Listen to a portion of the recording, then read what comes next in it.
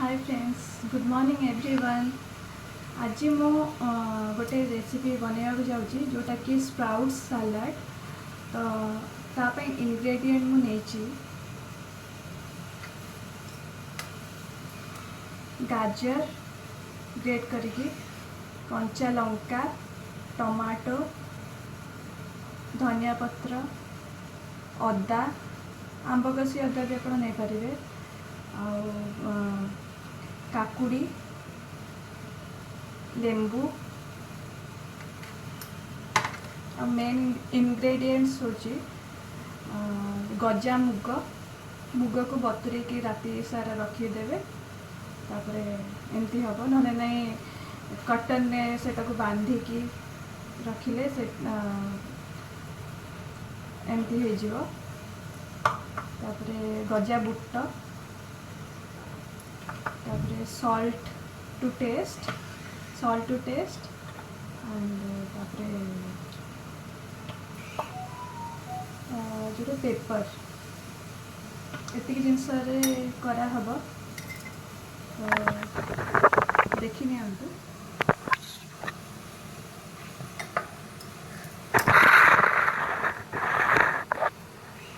तो मुझे गजा बुट सब डाली।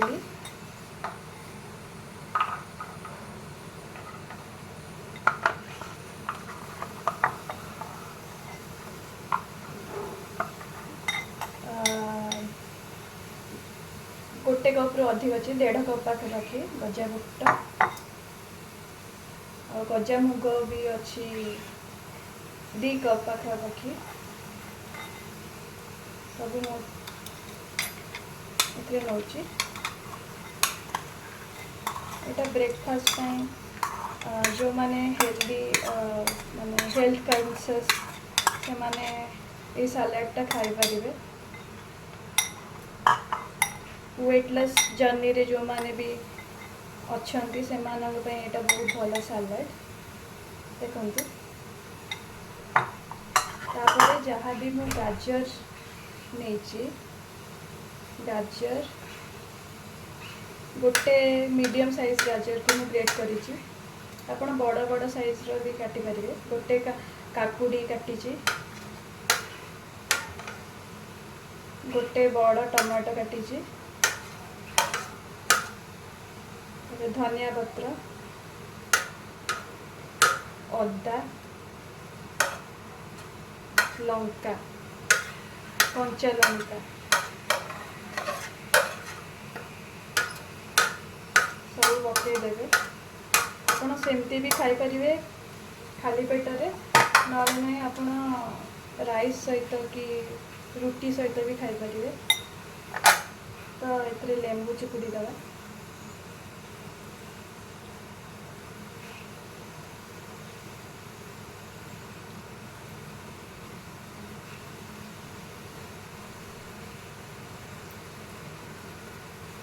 डेढ़टा लेंबू चिपुड़ी, सॉरी गोटे लेंबू पूरा चिपुड़ी दे।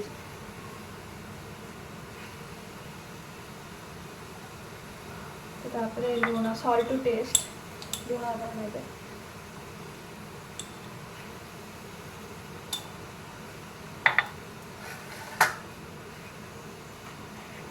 पेपर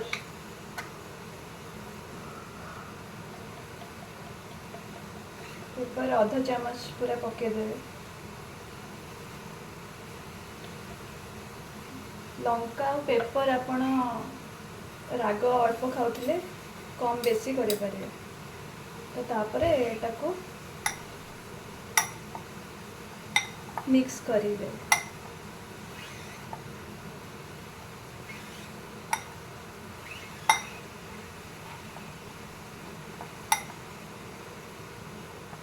आपण वेजिटेबल जगह फ्रूट्स भी एथिरे ऐड कर पारिबे आपण इच्छा अनुसार।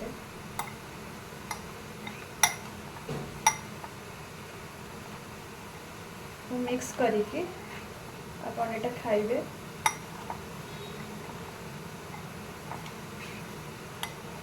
हेल्दी ब्रेकफास्ट एटा बहुत भल सलाड, स्प्राउट सलाड।